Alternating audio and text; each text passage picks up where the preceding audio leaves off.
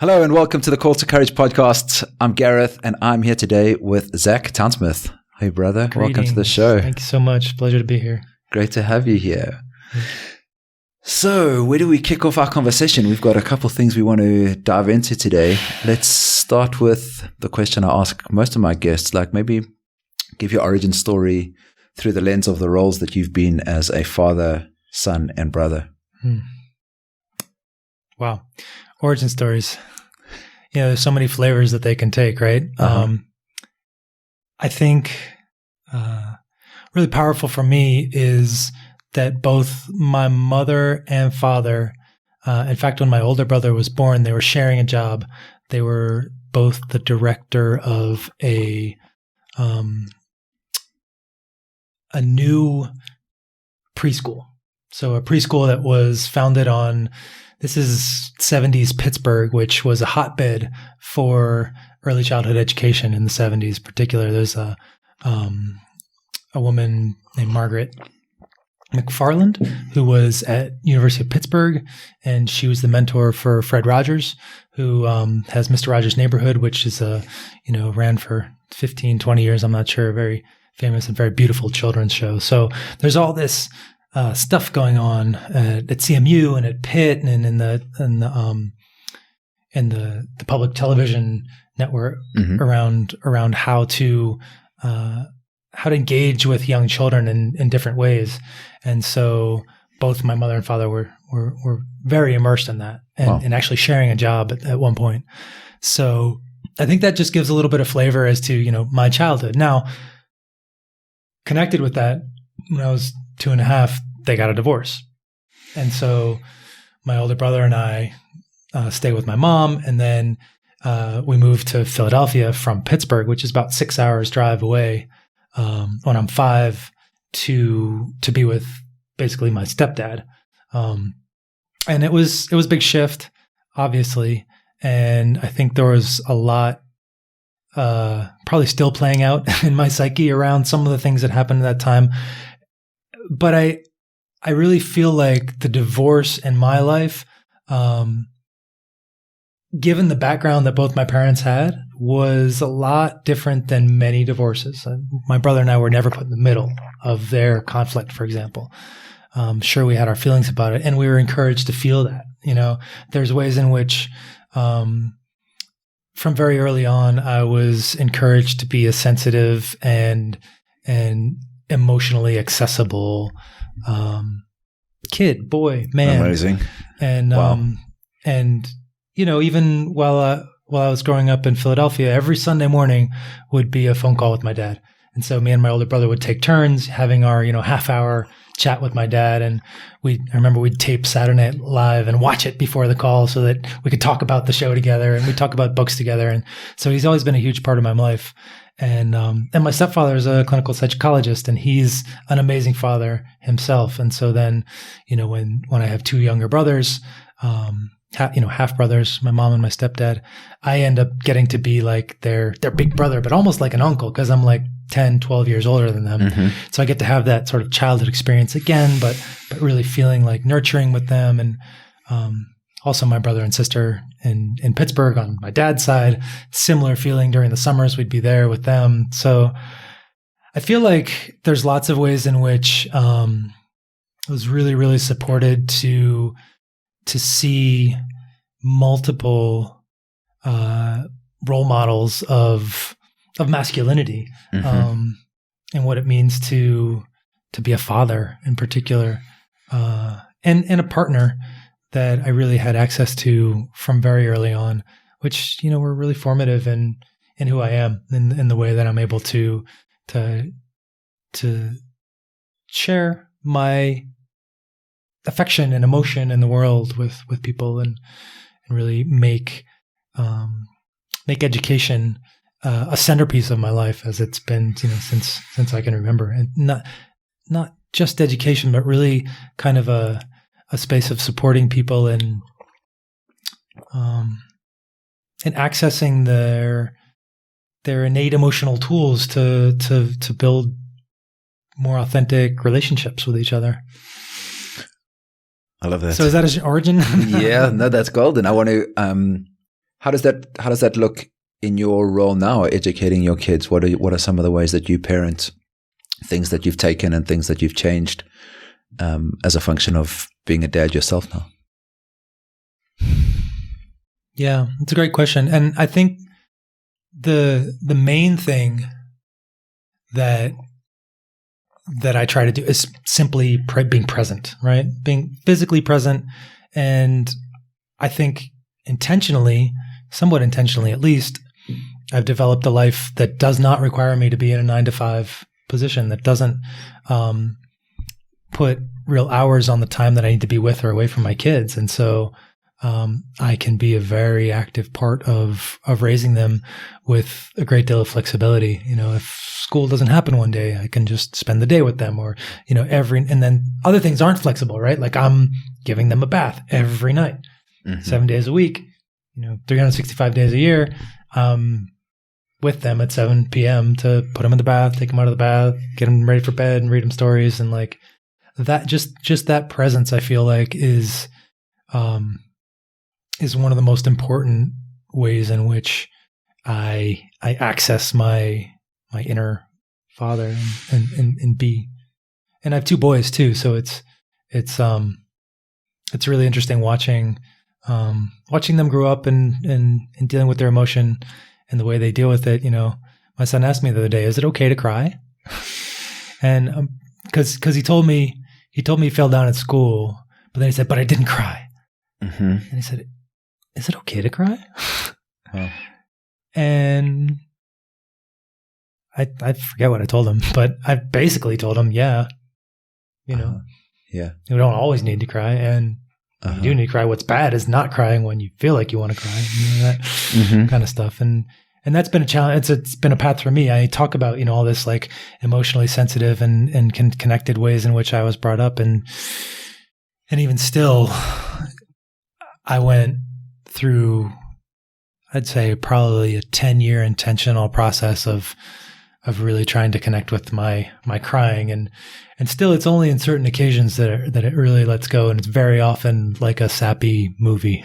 I wrote a blog post actually on crying during Game of Thrones, because that's one of them. For some reason, there's just some scenes that get you, draw it out of me, and then it feels so good. Other times, like random movies on a plane I'll be watching and just like find myself crying. And that feeling of like, who's watching me? How is this, and then working all through that in a very sort of subconscious way, unconscious way. And then also just trying to access that space where it comes. I don't know. There's a lot there. Yeah, no, sure. No. Araminta said to me, if you can't remember the last time you cried, it's been too long. And I think that's true for men and for women. And I'm in touch with that part of myself more recently, of recognizing that, yeah, it's a very natural way to move emotion or held tension in the body. And I was sharing with my mom. I had a call with my mom yesterday, and I was sharing that I had been at home here. I'm staying by myself at the moment. Araminta's away, and I was in the kitchen doing some stuff, and I had some music on, and I was dancing, and I sent the song that I was listening to an ex from probably 15 years ago. And the song reminded me of her. And I sent her the message saying, "Thank you so much for our time together. The song reminds me of you. And I've spent some time going through all of those past relationships and, just finding the love and gratitude for all these beings that have been in my past." But in that moment of sharing it, I was just overcome with joy and like this expansive gratitude that just sent me into like a flood of tears, like an ugly face crying spell, it just felt like such a strong release. And it's something I would try and practice if I can, as often as I can, but I don't often find access to it. But that was something that happened recently, and it's like, I think it's so important to. It's very surprising when it happens often. Yeah, where it comes from. You spoke a bit about education. You went to Harvard. What is that like? Holy fuck! Graduated cum laude from Harvard, as a matter of fact, which means wow. I don't know how, but I ended up getting fairly good grades, enough to get honors. Yeah, for Harvard's an amazing place. Brown University, Heard of Ivy it. League, Yeah. right? But not as famous as Harvard. Right. I actually really wanted to go to Brown when I was a senior in high school. Okay. In high school, I was doing everything. I was in 3 sports and very small schools. So I was varsity in soccer and track and basketball, and I was playing the French horn and band and orchestra and all city orchestra, and I was in the student government and on the debate team and mock trial, and it was a public school in Philadelphia, but a magnet school, so that it's academically gifted. You have to have certain levels to be able to attend, which is its own thing, which we can talk about. But did really well on the SATs. And so that combined with my background, I got into Brown early, and Brown was a great, amazing school, but they don't have as much money as Harvard does. So Harvard gave me a financial aid package that was considerably better than Brown's. And at that point, it was like, okay, I guess. Meaning they paid for your studies or supported? They supported them. Yeah. So I had a summer job. I had a work-study job during the school year, and then had a portion to pay, which was sort of based on my parents' income at that point. Okay. And it was a great experience. Harvard's it's an amazing place. The amount of resources and the quality of the student body, they do a really amazing job at curating. Just amazing folks from all different places on the planet and walks of life and spheres of interest. But anything you want to do at Harvard, you can form a club and you'll be doing it with the best people in the world. So, I played the French horn. I couldn't do it at Harvard because there were like 8 other French horn players, which were amazing, right? There was just no room for that. So I just started doing some theater stuff, and I started building theater sets with these amazing actors who are now all over Hollywood and producing, writing, acting. If you want to write comedy, there's an amazing comedy. There's anything you want to do. And so that was very powerful.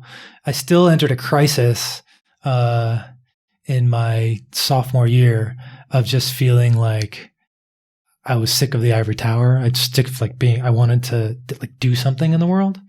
And I studied African American studies. I wanted to do biology, not into the whole 500-person lecture and graded on a curve. So you don't want to share your answers to the problem set or work on it with anybody because you want to get better grade than them, because that's the only way you get an A is if you get better than everybody else.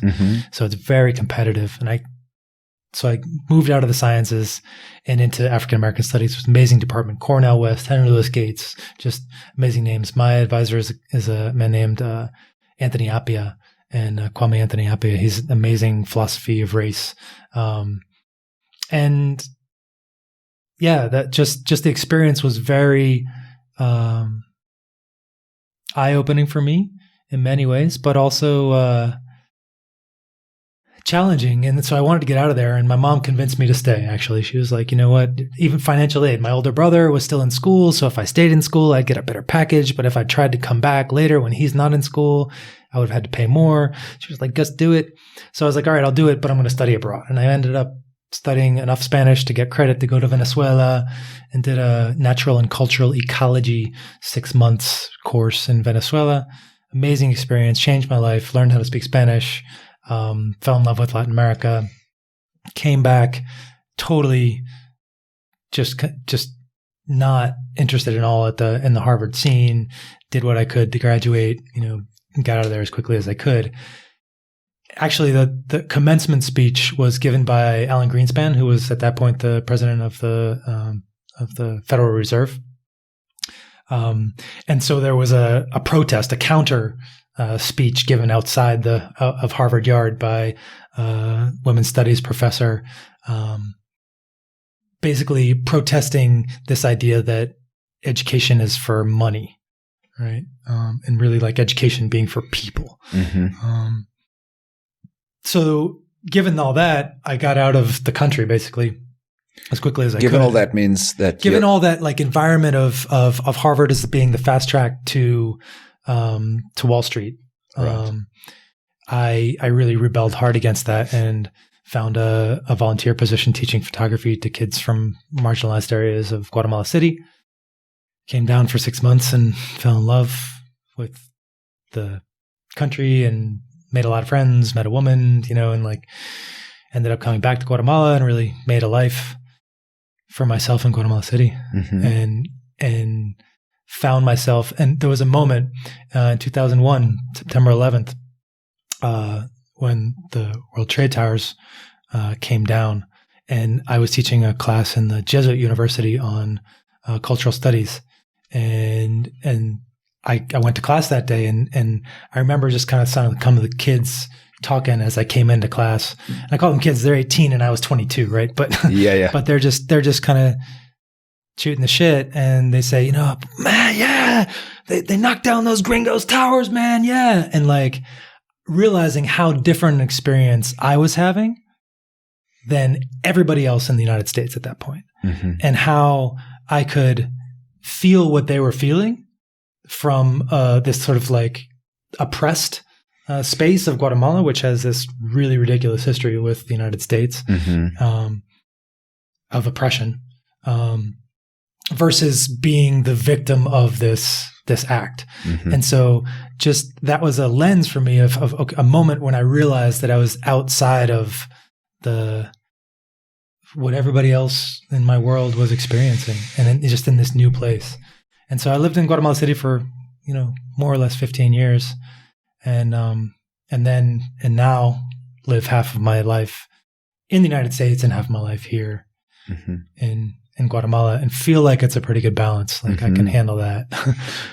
So the word would probably be like some feeling uncomfortable around the level of privilege or access that comes from being in what you said as an ivory tower. Was that sort of the emotion that you were feeling? Yeah.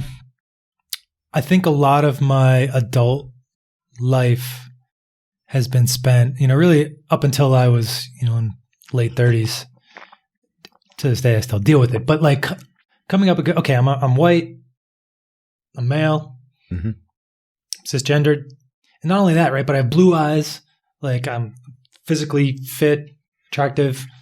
And so all these layers of privilege just one upon the other, being very aware of that and carrying some level of guilt around that. And a lot of my journey has been about figuring out how to really leverage the privilege to build more of the kind of world, support more justice, support more freedom, support for people that don't have the same privileges, trying to level out the game a little bit. Whereas before I was really kind of denying many of the privileges in order to really shape a different identity for myself, which is this, almost kind of like underground educator, out in Guatemala, trying to save, the world. And I don't make any money doing it. And that's part of my identity. And that's part of the reason I kind of justify the privilege I have, because it's like pushing away the things that could come from the privilege. And so figuring out how to embrace that and then use that to support people and communities. And so share that. How do you do that now? Share some of the work that you're currently doing, and how you make a living. Well, it was really a shift from, so this is somewhat controversial, but I really don't believe in the nonprofit model. I don't believe in nonprofits. And I think charity really works for tax breaks and people feeling better about themselves and sharing their massively, and unequal amounts of money. But it doesn't work for the people receiving it. And that's the key word, receiving, right? Like the result of, 50, 100 years of intensive nonprofit work in the Guatemalan countryside is that if you or I go into a town, the first thing we're going to see is people with their hands out like this, which is like, okay, what project did they have? what song and dance do I need to do to get them to give me money, right? Okay. Because that's the model of, okay, I come in with my, metrics that I need you to get to. And then if you learn to do that song and dance really well, you'll get paid and you'll be able to pay other people, and sort of the power structure is focused in certain people. And particularly in Guatemala, that is a sort of a military, paramilitary structure in many communities because of the way the counter guerrilla and counterinsurgency was fought was by arming and empowering people to slaughter their neighbors. So that's a legacy that we're in. And when you go in as an NGO, it's those same leaders of those paramilitary structures who now speak enough English, or at least have the literacy skills to be able to read a grant proposal and be the leaders in the community. They're the ones that are kind of the power brokers, and they stay in power. So there's all these ways in which the system is designed to maintain itself. And I feel like the nonprofit structure is part of that. The other thing that happened for me with the nonprofit was I was working with teachers, teaching creativity. I'd go out into the countryside and all over Guatemala, teaching creativity workshops with teachers. And, one of the main things we talk about is you are creative, first self-esteem, having that enough to really feel like you can do something new. And then with that self-esteem, you can do it yourself. You don't need to rely on anybody else. So I'm preaching this, and then my funder changes their idea around what they want to fund. And all of a sudden I have to go back to these people and say, you know what I said about doing what you want? Well, actually, you got to do this instead. Actually, do what I say, not what I do. Right. And I have to turn around and do the different song and dance for now what they're doing. Okay. And so the whole nonprofit in that sense just doesn't support continued and substantial development and change in communities. So I've moved more towards this model of social business, right? Of, okay, I can do something to accumulate enough to share it, but it's not like Pepsi where I'm going to sell you poison and then make enough money selling you poison so that I can, put 5% back, right, towards your community or whatever. It's like, how can I develop a business that is doing good, but it's also generating enough value so that I have enough, my family has enough, and I have enough to share. And when we formed the Kula Collective, that was what that became for me. It became not only a place where I could share deep, powerful, transformational healing experiences with people through the yoga teacher training format, but also that through doing that, there was enough wealth generated that I was comfortable, my family was comfortable, we were able to live the lives we wanted, and then I could start my own social program. I became the karma director for the Kula Collective, and so I, build my relationships, figure out where I can leverage our funding in the best way, and then support communities on a much smaller scale, but in a much more relational scale. Okay. So that I'm not making them beholden to certain metrics. I'm not prescribing exactly what they do or how they do it. I'm just saying, look, Gareth, I've known you for 4 or 5 years. I see what you're doing in the community. How could $2,000 help you? Mm-hmm. Oh, cool. Great. Well, let's write it up. Clearly, some sort of written thing between us, but not the deep thing where if I give you $2,000, you have to spend 1,000 of it on figuring out how to write a report for me and take the pictures and the normal NGO stuff. But just do your thing and then tell me how it's going for sure. But don't develop a whole wing of your enterprise that's devoted to telling me about how you're doing, mm-hmm. or even measuring. I have my issues with the whole hypermetric. A lot of the big foundations, the Gates Foundation, et cetera, are really moving towards very specific metrics. Someone was even telling me that they've got drone employed on places that have been given money so that they can see what kinds of activities are happening there, and then they can figure out how impactful they're being, and on a scale of 1 to 10. And I don't know, it gets really crazy these days, and at that point. What are we doing in communities? How are we actually supporting people to be engaging with each other in new ways if we're just so hyper focused on these metrics? And who determines the metrics is the other question, right? Mm-hmm. So what are some of the things that you, as the Kula Collective, are are supporting? Like, is there a specific theme? Is it just where you see you need help? Like, what are some of the things that you've done? I'll share the what I think is one of the most successful stories. So there's a nonprofit here in San Marcos called Conogel. Yeah. And Conogel has a really beautiful sort of trajectory where they start out as just a foreigner saying, there are people starving in this community. I'm going to feed them.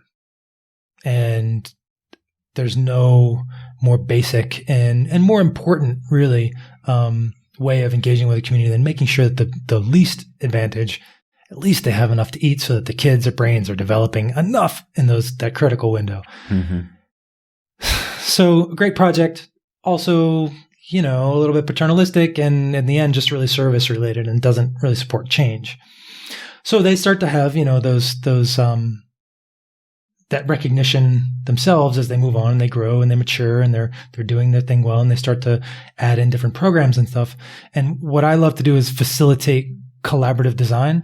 So I brought the board together at Conogel. I said, okay, what's your shared challenge? What's the biggest challenge of this community? What would it be like without that? Mm-hmm. Essentially a shared vision for what this community is. Okay. And now how can we create a 90-day mission to move towards that? And with a broad sector of the community, from political to religious to, the women in the kitchen at Conogel who are illiterate to, foreign international volunteers, really broad, diverse mix of people, came up with this plan to create a cooperative of, indigenous women owned cooperative using a solar dehydrator that they had to produce snacks. Mm-hmm. So they started that and have their own issues with that and very challenging, but eventually inspired them to get some space donated from the Catholic Church and put up a little food stand on the main path there in San Marcos and start a little restaurant.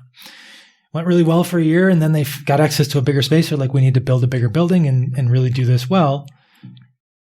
They did it on their own, but they didn't have a budget for a manager of the restaurant. So we said, all right, here's our $2,000. We only have $2,000, but what can we do? How can we have the most impact with this? What we're going to do is we're going to find you a potential director, and we're going to pay for their first 3-month salary. And by the end of those 3 months, hopefully you'll recognize that, or hopefully there will be enough income from the restaurant to be able to then take over paying that director's salary. And that's in fact what happened. And that director ended up becoming the director of Conogel. And then after a community consult, shifting. And so they no longer give out free food to people. What they do is they support women and babies and young people with grants and the young leadership program. Okay. So they really focus on these two areas, which are really more about the prolonged transformative development of the community more than just giving away food. And that's very much about Conogel and their development, but I feel really good about the role Kula Collective played in supporting in a critical moment that shifts towards, okay, we can do this. We have support. We can make this happen. So that's just one of the programs we supported. We did some theater workshops with youth around here with the idea of making eventually a theater school. That was right before COVID. So that whole initiative hit a wall after that. But, okay. But then they're not beholden to me to show me that school, it's not, I give this person that I've known for 10 years, $2,000 and they do some amazing workshops with the idea that it's going to lead to something else. It doesn't lead to something else. If I'm a big foundation, then that's a big no-no and they have to give that money back. Right. But because it's a relationship and I understand what's going on, it doesn't matter. It doesn't matter. It's okay. We're okay. Now what? Sort of what did we learn from that? How do we move on? Cool. Last year we supported the midwifery program. Mariu, also ISTA is supporting them as well. Mm-hmm. Again, how can we leverage our money, right? So, using that, it was $2,500, I think, to support them in developing, audiovisual content describing what they're doing and collecting the stories of the local midwives so that then they can use that content to find more support in the community, right? So I love that project. Taking things together. It's an amazing project, yeah. And again, not exactly didn't exactly go the way we thought it was going to go. The website took a lot longer to make because blah, blah, blah. And then like the videos are still, sort of in edition, and okay, it's okay. Like things happen, but you had a baby, right? It's like, yeah, life happens, and it's really more based on the relationships than it is on the metrics of like the specificities around how the funds are attached. So that feels really important to me. And it's something that, right now, we have a hotel. We have Kwame, which is an amazing, beautiful luxury hotel, and allows us to kind of increase our game, right? Rather than a $2,500 fund, I've got a $10,000 fund, Okay. And what can I do with that to leverage? So we can get a director, and we can build these programs and become a hub for collaboration, and we can support matchmaking for volunteers, and we can create some courses to support the wellness of local visionaries and entrepreneurs, so that they can design their initiatives and get support for their initiatives from our guests. And it's like just a very much kind of creating a hub there that's going to support all the other existing initiatives around the lake. And that's my big project right now that I'm focusing a lot of time and energy on, is how to really build out the collab, is what we're calling it, at Kwame, and how it can be a real support in regenerating the health of the lake, mm-hmm. the health of the communities around the lake, which are obviously intricately intertwined. Mm-hmm. And of course, it's something that we want to happen. We love the lake. We love the communities. And we have a business here, man. We have a huge investment here. Right. So it's in all of our interests that things improve, that we regenerate.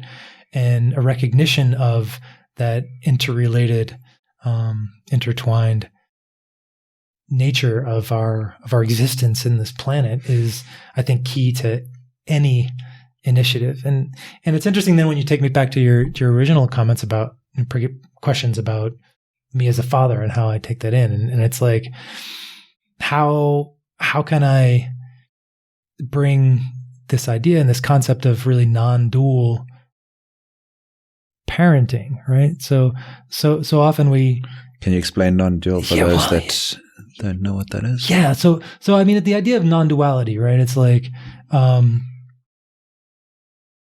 one of the biggest challenges I have around everybody trying to connect with nature is that it comes from this idea that we are somehow disconnected from nature. We're not nature, yeah. Which we've inherited from the Greeks, essentially. From our Greek language. philosophers that have kind of created this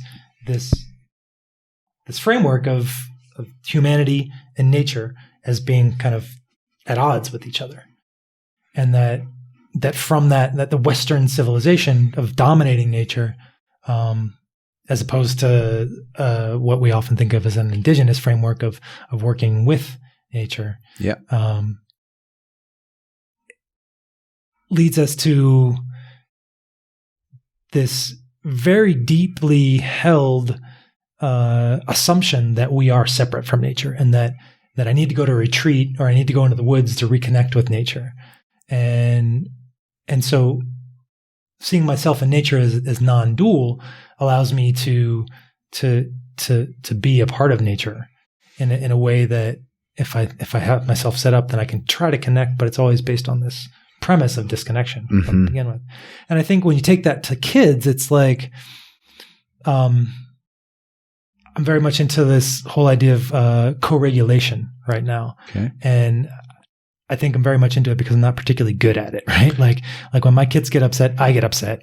Right. Or I guess that means I am good at it, right? Because they get upset and they are co-regulating me. Yeah. And they're like pulling me into their maelstrom of emotional, challenges and uncertainty, and how do I handle this feeling, and like trying out this crazy behavior or scream or whatever. Mm-hmm. And so it's really putting my mindfulness and yoga and to all those tools, breath work, to the test in a big way every day, all the time. Yeah. 2 a.m., like half an hour of when my back's hurting, carrying a screaming baby in my ear. Like I think there's no greater test to your ability to co-regulate than something like that, right? This being that that I love so much, that it really feels like a part of me is obviously not intentionally testing me, but like it's testing my ability to come from a place of a regulated energy, right? Of a place where I'm really aware of where I'm at and aware of the tools and my ability to shift where I'm at. And then my faith that just by holding space in that and presence in that state, it's going to affect them, right? Because we are non-dual, because we really are one. And the stuff they're going through is like shades and images of my traumas. And it's so easy to just jump into those worn paths and repeat them because they're feeling the same things intergenerationally. Like it's in their DNA, right? We know this. It's in their, it's in their emotional layering. And there's so many ways in which really the easiest thing is to just be in those same pathways again. And yeah, having children. So my kids are 4.5 and 1.5. And so I haven't been in it that long. I mean, there's lots of people that know the game a lot better than me at this point, but from what I learned, and it's amazing what I've learned between my first kid and now my second kid, and the differences in the ways I'm approaching tantrums and like what we think of commonly as being like tests to my authority, right? Whereas before, even with my older kid, it would be like I just get this like, no, you can't test me that way. You can't hit your grandmother. No, like that's not, and like that energy, right? And so now and it's not that I didn't know a lot at that point, but I wasn't accessible for me for some reason. So now after lots of practice and lots of intentional experience and learning from doing it the wrong way, right? But I've gotten to a space now with both of them where I can hold a much more grounded space for them to do what they need to do emotionally, physically, etc. And then just be a stable base of presence there for them. So that's, I guess, what I mean by non-dual parenting. What are some of those tools that support you in those moments? Like, what are the things that you turn to regulate your nervous system when you need it? Like, I know you probably have many, but what are some of them? Yeah, a lot of tools. You're probably not expecting me to say cannabis, right? But like sometimes that's one of the things that, that just shifts my perspective into one of often more playful approach to things. So play is a tool, right? Play is a magic and amazing tool. And so when I use cannabis, it's sometimes as a shortcut to getting to play. Right? So that's one of them. I mean, breath is another one. And I've breath as in a conscious breathwork practice, or taking a breath in the moment. So we talk about this a lot with my older son.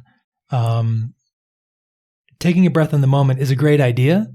But if you don't have a practice behind it, it doesn't work. You don't know to take a breath. Well, even if you get told to take a breath, it makes you more pissed off.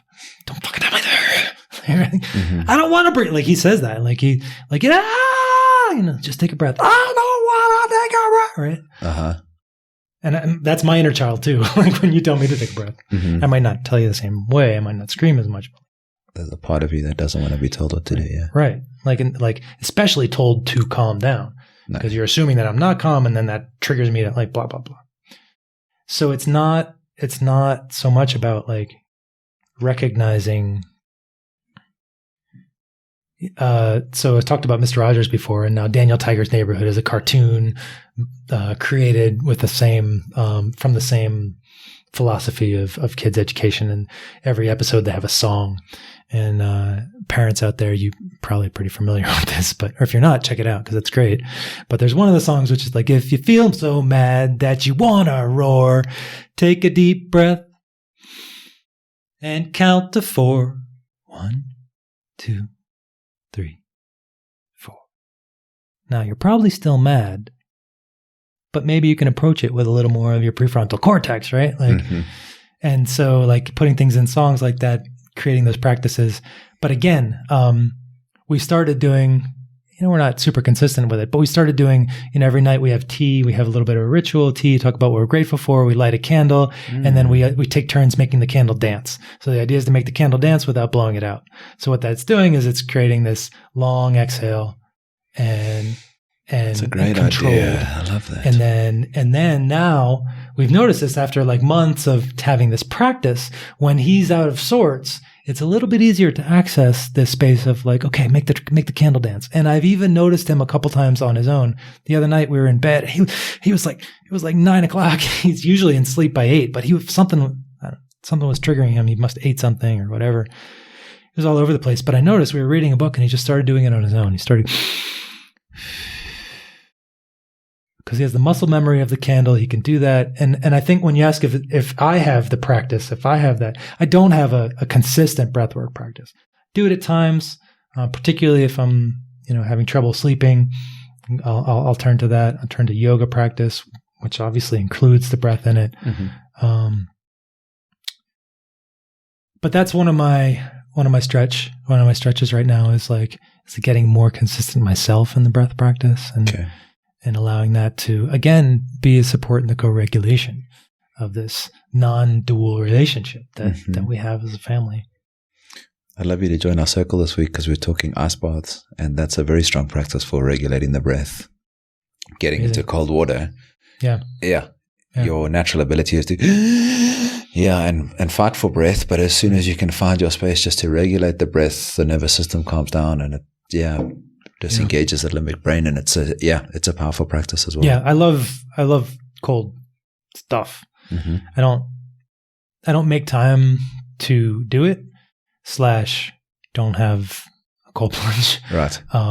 But our neighbor Randy has a nice cold plunge, which isn't icy, but it's cold. I love doing that. Mm-hmm. Particularly in relation to a sauna. Yeah. But then also just making sure every shower I take, the last 5 minutes are cold. Yeah. Like that's a practice as well. Pretty standard practice that I've done for years. And I feel like it really helps. Now, this might be too much information, but as a busy father, right, there's many days I don't shower. So it's definitely not a daily practice for me. But, Yeah. You spoke a little bit about facilitating creative leadership. Why are you excited about that, and what does that process look like?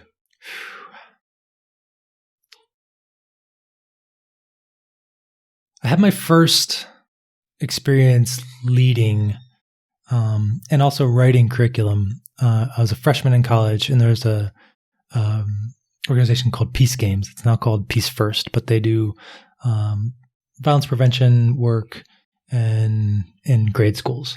So I was, the summer after my freshman year, writing and testing curriculum with 3rd and 4th graders on how to be more in touch with their emotions, essentially. Mm-hmm. And it was an amazing experience, and I learned a lot of great things about how to facilitate and also things not to do. What are some of those? Well, the story that I remember most clearly, this is an 8 or 9 year old, and he was particularly attached to me. This was in Jamaica Plain, Boston, a Catholic school. There were some kids that are having some real struggles at home that were part of the class, but he really latched onto me as kind of like big brother, uncle, father type figure, and I was 18, and that was cool because I had little brothers, and it's just very familiar. And so one day after school, I took him out to pizza, and one of the teachers told me afterwards that I should be careful because he had witnessed his father killing his mother and his 2 other siblings and then committing suicide. And that was like a cold plunge, right? It was like, wow. Because what happens then? What happens after I develop this relationship with this kid? Like, I'm 18 years old. I'm a freshman. Like, I'm not going to adopt him. I'm not going to even be able to take time out of my schedule to go and hang out with him once a week. Like, that's not what this relationship is about. Right. And so what that made really clear for me is is the way in which when we facilitate experiences, when we come to this teacher relationship with people, this mentor space, how there are lines. There are lines of affection, there are lines of intention that need to be boundaries that need to be very firm and clear. In order to reach people and have really powerful transformative experiences, for me, it requires a layer of separation. And I've had lots of conversations with people that don't believe that, and I totally respect that. And I also think that though having that clear experience and those kinds of boundaries have really supported me in what it means to be a male leader, teacher, facilitator in the yoga spaces, which are so often female students, and how to have healthy, respectful, deep, powerful, transformative relationships with people that don't raise any questions about sexuality, for example, or even friendship. I mean, yes, we can be friends, obviously, but like not setting up an expectation that we're going to be hanging out. Really, like we can hang out, obviously, but yeah, where's that line? So that's one of the things we talk about. Another piece that's really powerful in the creation of spaces, like don't just keep doing what you think works without measuring how well it works. Okay. And so in order to measure if it works, you got to be really clear about what you want to happen and how you're going to know whether or not it happened. Okay. So if you're going to develop any kind of educational experience, whether it's, an hour that you want to share a concept on breathwork with your friends, or it's, a 25-day intensive 200-hour yoga teacher training, just being really clear about what your intentions for their learning are, and then really clear about the ways in which those are going to be evidenced. Okay, so let's do this as a practical example. So we got a circle next week, and we got a facilitator coming to teach a short half an hour on breathwork and ice bath. Well, how would you manage that in terms of setting up expectations? So the first question is, what do we want people to come away knowing or being able to do? That's the way typically in the pedagogical development, the learning intentions are separated into like knowledge and abilities, right? Okay. So what do we want people to know at the end of the half hour? Okay. So I would check in with him. We want to know how to have a breathwork practice. What is the second question? And what do we want them to be able to do, right? To do. Yeah. So to actually be able to jump into a cold plunge and install it as part of their life. Right. Yeah. Right. So how are we going to know at the end of half an hour whether or not that worked? Okay. Yeah. Have I got a step-by-step guide of how to do the thing? But not just got it, right? Like maybe after the call, they have to like do a quick, 1 minute, like what are the steps? And then how many people get it right? Okay. Or, okay, a week afterwards, send us a picture of you in the ice bath. How many people send that picture? Right. So that you know whether it's worked or not, right? Right. And then because if we don't know what works, we can't improve it. Right. And if we're always kind of trying to improve these things, we're always trying to make them better. And that's it's a design process, right? Where the first thing we have to look at. So often, like, I'm a facilitator. I've got tricks up my bag. I like this one. This is a game we're going to play. Bam, we're going to learn this thing. Yeah. But I haven't thought about the reverse design of it, right? So first of all, where do I want you to get by the end of it is what I need to know very clearly. And how am I going to know you're there? And now, okay, what can I do to develop this happening? And often that means building in evaluation tools to the actual work, which looks like a practicum, essentially. So for the yoga teacher trainings, we have a very, within 5-6 days of starting the training, we have all our people lead a 1.5 hour yoga class. And then they lead another one, and then they lead another one. Okay. And so that by the end, we have a really clear idea of how they're doing and what they've learned. Cool. And practicums are a great way to do it because it not only is it a measuring tool, but it's also a learning tool in of itself, right? The actual experiencing of what it means to put that learning into practice. So it's the same piece of teaching what you're learning, like, because you have to practice it, you're inherently having to teach it at that time. So it's no longer just something you've intellectualized inside your mind. You've actually had to articulate it and teach somebody else. Yeah. And before we go too much further, I'm going to have to object to the use of the term teach. Okay. Because one of my dear friends and mentors, the late, great John Donne, liked to say that teaching doesn't exist, right? Teaching is this because scientifically, things exist when you can measure them, right? So you have to have some way to measure something. And we can measure whether or not I've learned something. But the measuring of the teaching part is impossible because people learn things all kinds of different ways and in all kinds of different time frames and in all kinds of different, modalities. And so when I ask most people what it looks like to be teaching something, they think, oh, I'm standing up in front of people and talking. Right. And even if you have a broader idea of what teaching means, it's really all about this kind of transfer of what I know into your cup. Right. And Paulo Freire and all this idea of this different approach to education is really about lighting a match, lighting a fire, sparking something that then takes its own speed. And at that point, that's not a teaching, it's an inspiration. It's a sharing. And from our language comes this idea around teaching that it's really this more transactional, like the banking system of, okay, I take, pour this into there and now when that's not, that's something that was set up. I just read that the U.S. school system in particular was funded to the tune of $1.5 billion in the early 1900s by Rockefeller, who also said, we don't want thinkers, we want workers. So this is the philosophy of the person who funded the founding of the educational system, which is still used in pretty much the entire world. And it's very clear that the whole system is set up with teachers, right, to create these automatons who are going to run these massive machines that the industrial world needs to transfer value from cheap labor onto the lifestyle we want to live. So what do you use instead? Well, it's a challenge. Like facilitation, guide. Yeah, facilitator is usually the word I like because it makes facile, right? Facile is in the Latin root is about ease of. So it's like supporting an experience, facilitating a learning experience.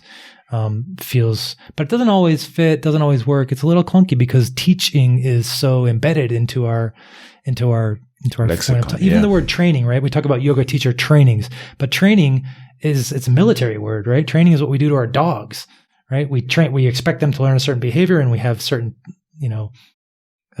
series of activities that are going to allow them to replicate that behavior, and then we are successful at doing it when they're successfully able to replicate that behavior. And training is like. That's what that's about. So I don't think that what do I use? I struggle. I have this conversation, and try to support a little bit broader language and thinking around what it means to be sharing educational experiences with kids or with peers or obviously, there's a ton of stuff that I could learn by being with you. But I don't think there's anything that you could really teach me. Does that make sense? Like, because learning is often both ways. And if it's not both ways, then as a teacher, I end up just replicating, copy paste my teaching. And that's not useful for anyone, really. Okay. So I don't have a good answer as to what to use instead of That's teach. okay. No, it's interesting to think about because I inherently agree with you on most of the stuff that I see in education at the moment. I think it needs a complete overhaul, and I think there's a lot of money invested in it staying the same, but I think it's pretty clearly broken. And my mother is an educator. She works in a school. She's a teacher. Right. Right. And so so it's inherently part of my imprint that makes me believe that, in some ways we've been taught to do things. But I agree that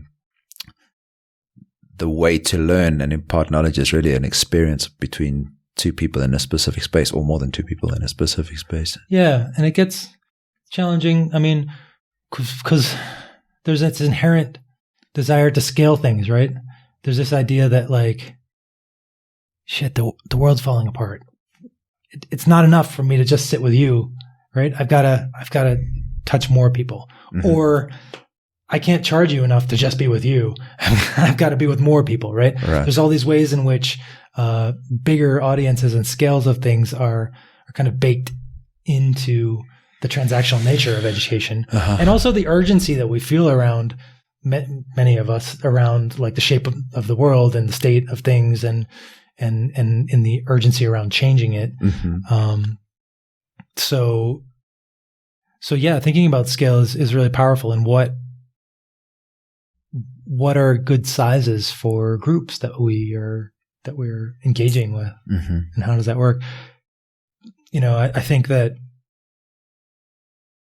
many times a circle of 12 people that I'm facilitating can get more out of the experience than if it were just 2, because I'm not the only one, right? I'm not the only one bringing experiences and reflecting and supporting learning processes. And in particular, peers are often more effective at that than the teacher, right? Right.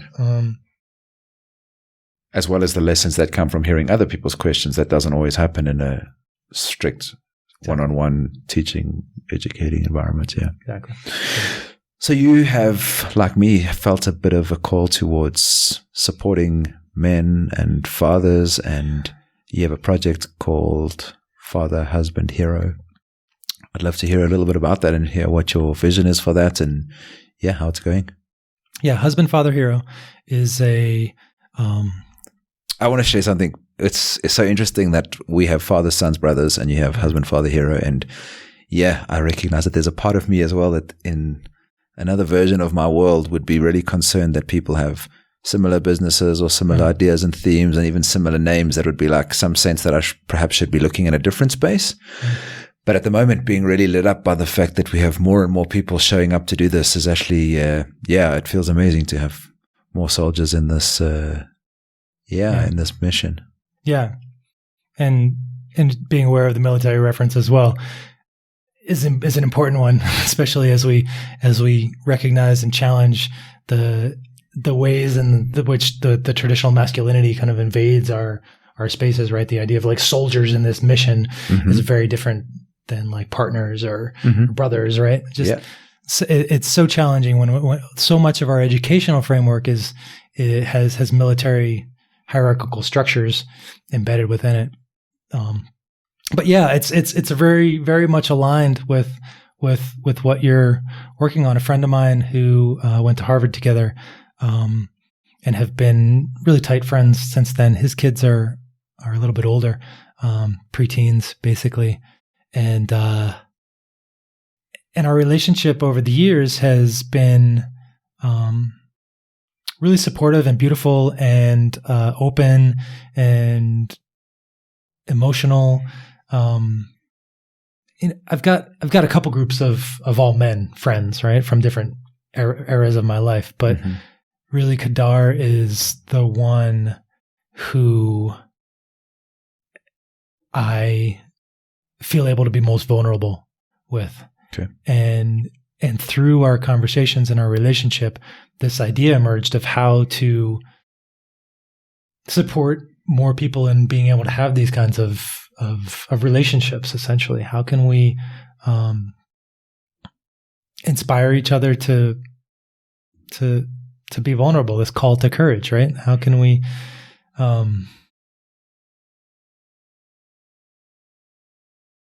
share this? What feels like the magic of our exchanges in a broader way, in a way that's going to be useful for individuals and for society as a whole. So the idea that's in development, and that because of the craziness of our lives, and I think also because of the challenges around, I'd say maybe a tension between doing things that that are intuitive and that are sort of just an extension and continuation of our relationship, and also trying to do it in ways that are search engine optimized, that are going to be sought out literally by other people. Because that's part of that recipe, to do the authentic thing, and also figure out how to package it in a way that's going to be consumed, right? That it's going to be engaged with, that it's going to be heard and taken in, digested. So some of those tensions have led to a little bit slower rollout than I think we've imagined at times. But yeah, the idea is this space for particularly fathers to engage with each other and engage with ideas around what it means to be a dad within this emerging concept of masculinity, which rejects the toxic nature of manhood that's projected. You could say that there have been some changes. The Mad Men is one of the references people make to how bad it used to be, and I don't think there's many ways in which it's changed. It may have gotten a bit subtler just watching the Super Bowl and some of the ads on the Super Bowl and some of the assumptions still made around the roles that women play versus the roles that men play, and the et cetera, et cetera. It's very much still, and if you challenge that these days, you're accused of having the woke virus, So there's a really scary place for men, because either you're sort of holding up this, 100 years old or 200 years old, however it is, idea of masculinity, which has been branded toxic, which is about sort of aggressiveness and authority and control, or you're swimming in uncharted waters, probably being laughed at by your group of male friends for things, or even made to feel uncomfortable for calling out misogyny in the jokes, or there's very few spaces for men to safely engage with other ideas around what it means to be a man, particularly around what it means to be a father, because one of the aspects of being a man that becomes really challenging really quickly is being a father. And when men are engaging as fathers and not simply sort of outsourcing the raising of children, whether to a mother or some other figure, but when really the hard conversations, moments, challenging behaviors are being dealt with in a consistent way by the fathers, there's very little experience. I mean, you heard my origin story. I've got lots of experience with sensitive men, and at the same time, it feels like, there's just a lack of a community out there around people that are showing up and that are feeling these challenges. Oh my God, I really just want to smack this, what do I do with this? How do I do this? I did smack him. Okay, now do I feel guilty? Like, did I ruin my kid? Like, I hear all this stuff from but is that just like woo woo? Is that just, wokeness, or am I just raising an overprivileged brat? There's so many ways in which all of these things get kind of coalesce into different perspective and different lenses around the ways in which we engage with our children, that it feels necessary to to share a little bit of our experiences and our challenges and our, headaches and the guilt that we feel around it, because I don't know if you've ever had an experience with your dog when you're trying to discipline the dog, but like maybe you get a little out of him, and then the dog like feels it and like has a little bit of trauma around the way you've treated them. And like, I've done that with dogs and I feel like shit afterwards. And like, imagine that's your kid, right? And you're like, oh my God, I ruined my kid. Like, and so it's a delicate sphere and an important one, really important one, because obviously they're the ones that are inheriting this broken model. And we can do what we can to fix it now. And they're the ones that are going to have to really like bring into reality the new model. We can like paint some ways forward and start some paths and build some communities and stuff, but they're the ones that are going to be leading those communities, inhabiting them, and making sure that they stay true to their original origins and the way it all plays out. Yeah.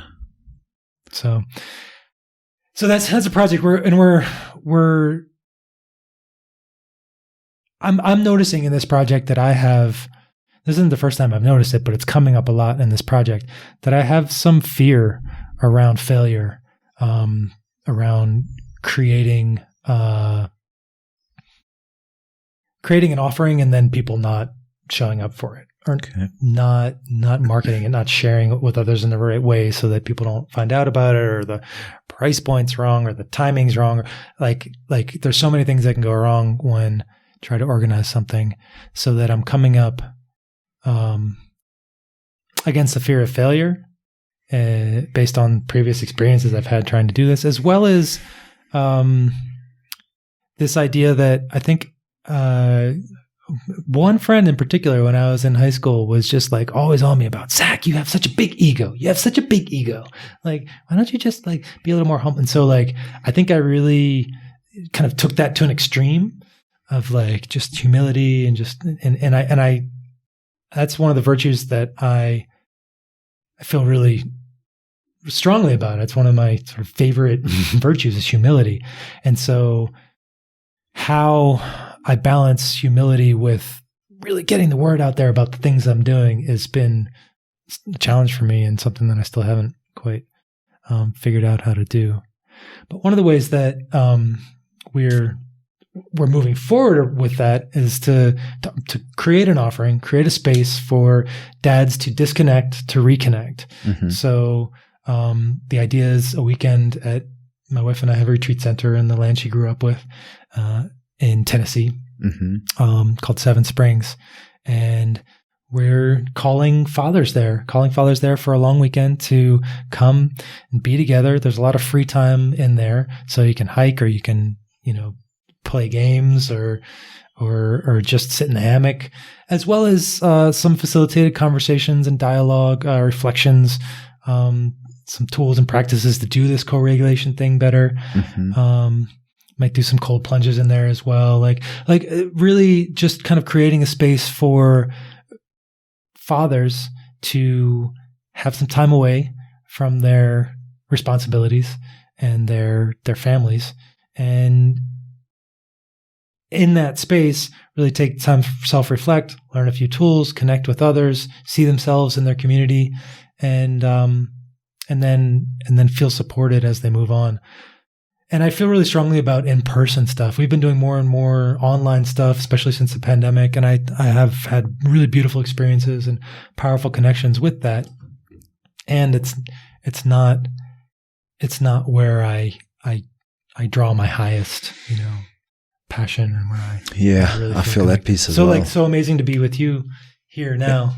This is why I like doing these in person, because there's something about being in each other's space that I really appreciate. And I think I've had to find my own balance between digital and analog, specifically around spending some time creating a digital creation like the podcast, but also my weekly men's circle is online, and I then have a separate circle which is in person. And the opportunity to sit around in circle with people is really powerful. And that's actually, once the Fathers, Sons, Brothers weekly men's circle starts to take shape and starts to grow, we really want to create a model where men can take a framework and take it into their own communities and meet with fathers, sons, and brothers in their own space and hold their own in-person gatherings and come together in that way. So yeah, I feel that tension as well. It's like some sense of the digital gives an opportunity for scale and distribution and, sort of a lower cost.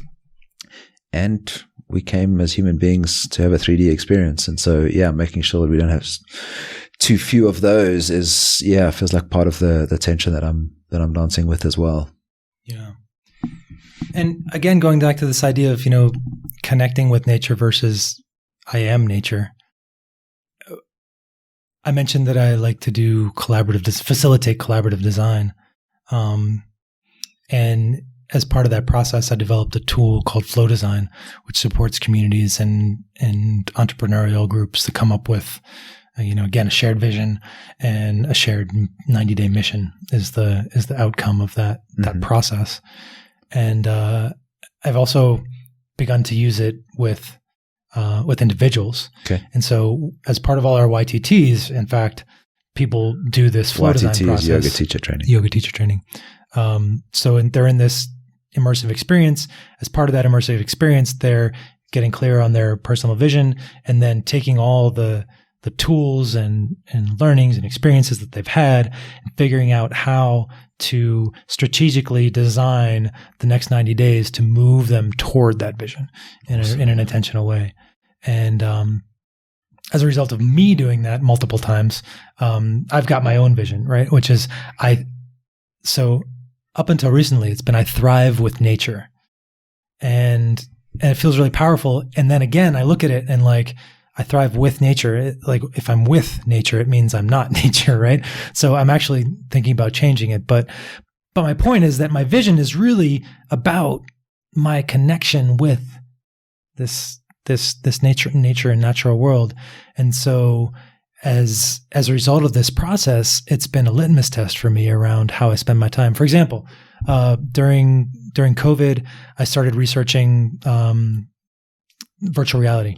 Okay. And got connected with a group who does virtual reality meditation groups and experiences, and it's a really beautiful organization group. They're connected with TRIPP now. TRIPP bought them out. It was a nonprofit that is now connected with TRIPP. TRIPP. It's like an app you get in your VR headset, and it has meditation things, and then also now like community experiences. You can go in there and build community. So I got connected with them, and together with my friend who's a Buddhist Lama and has been involved in developing VR experiences that replicate the effect of psychotropic drugs in terms of having peak experiences for people. So essentially, instead of taking mushrooms, you just put a VR headset on and have these experiences that through their research they've proven is at least as powerful as the psychotropics. So anyway, Karma and I developed a mixed reality retreat where it was 3 days, and we had sessions on Zoom, sessions in the headset with our avatars playing with each other and doing, creative games and building and things like that. And then also augmented reality where he and I would record short meditations in MP3, and then our participants, Sunday morning, we all didn't come together. Everybody went on their own hike, and they listened to the meditation as they're on their hike in nature. It's an amazing experience, really cool. But I also realized that it wasn't where I was. Well, it's not about my vision. My vision is really about nature. So if I'm going to spend my time in a VR helmet, then it's time away from what's really connecting me and helping me thrive. So I sort of haven't moved anywhere since then. Okay. And I think that, right now there's so much opportunity which is available when you do engage with the computer and the online stuff. And I was a photographer for years, and I learned how to do it in a darkroom. And then when it became on the computer and just one more thing I had to do on my computer, I really fell off and stopped doing it as much. I spent most of my senior year in the darkroom, sniffing silver, whatever. So all that to say, it's a challenge to find space of presence and also leveraging the tools in ways that allow me to continue to be present for myself, my family, my kids, as well as the kind of extension of this broader community, which I know and I feel can be very powerful. Yeah, it's a sweet spot for sure. And I really admire all of the, we've talked about the years you've put into like getting it right so that all the back end is taken care of, so that, if I want to offer a circle, I can put it on your platform. Mm-hmm. And then all of that work that you've done is essentially supporting me at creating the kinds of communities that, that we dream of, right? Thank you. Yeah. So on that, thank you. Appreciate it. It's been a wild ride. I think before we've turned on the recording, it was like it's been like you, up and down. There've been days when it's felt amazing, and there's days when you want to give up. And today feels like a good day. It feels like we've dialed in some stuff. It feels good. Yeah, I'm in a good space at the moment.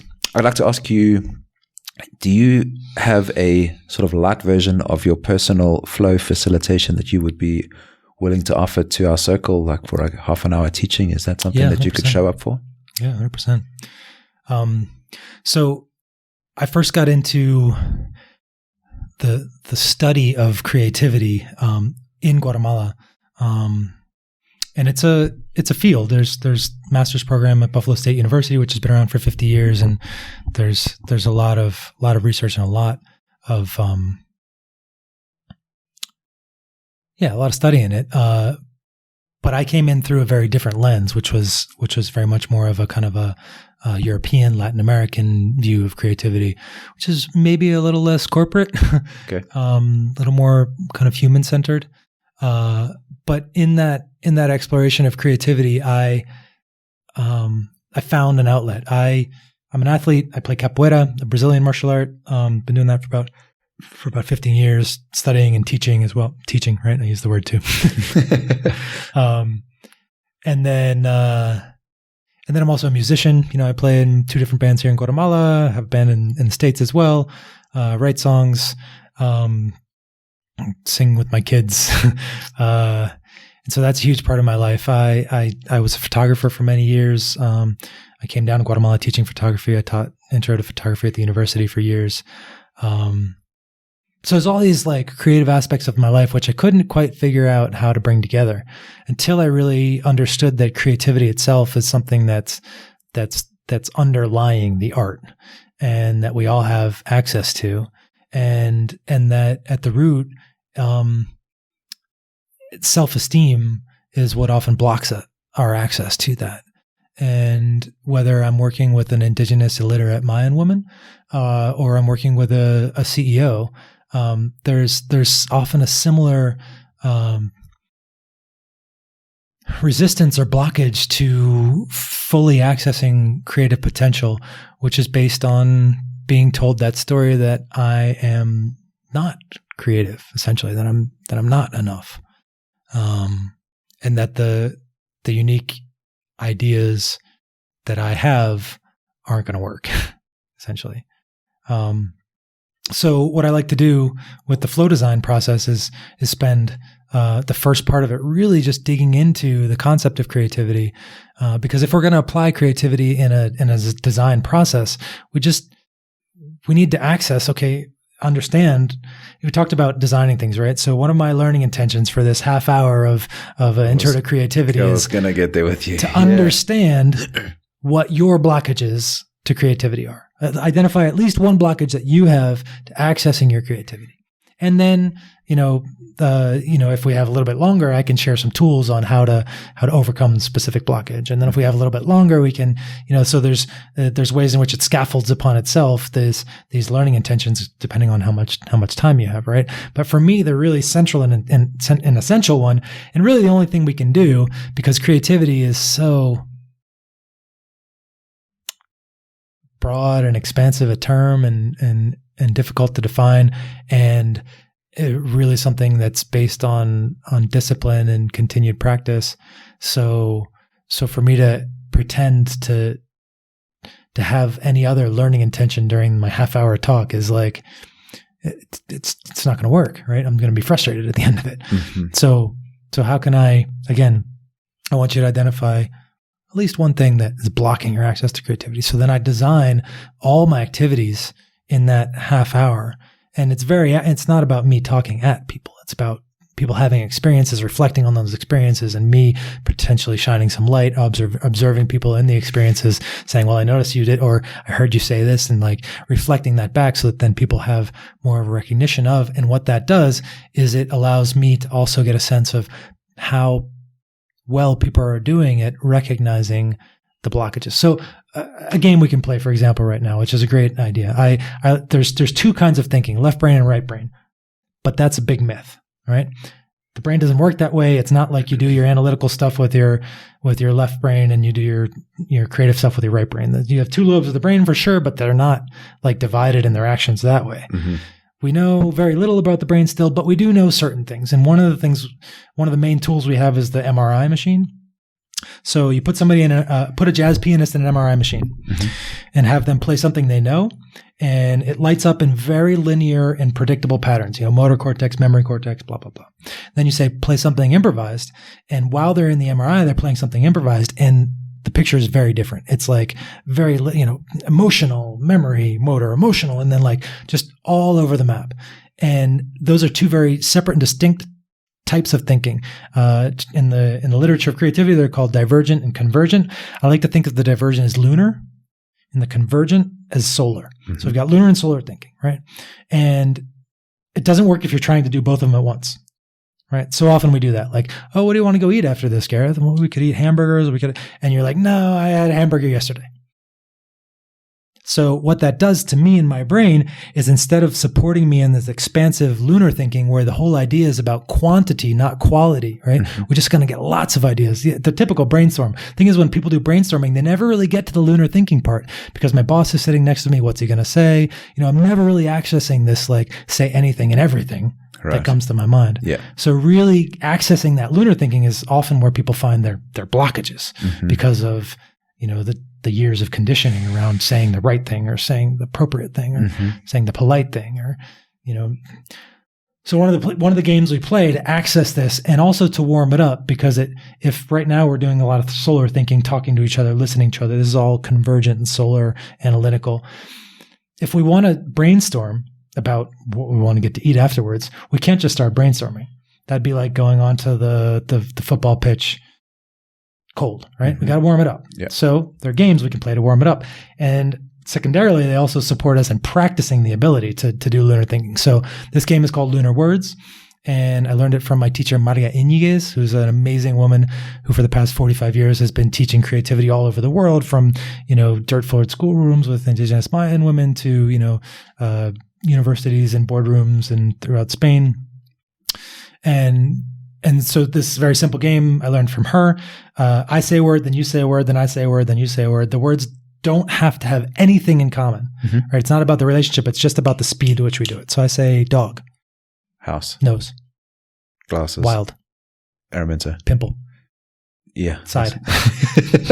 And it just carries on and on.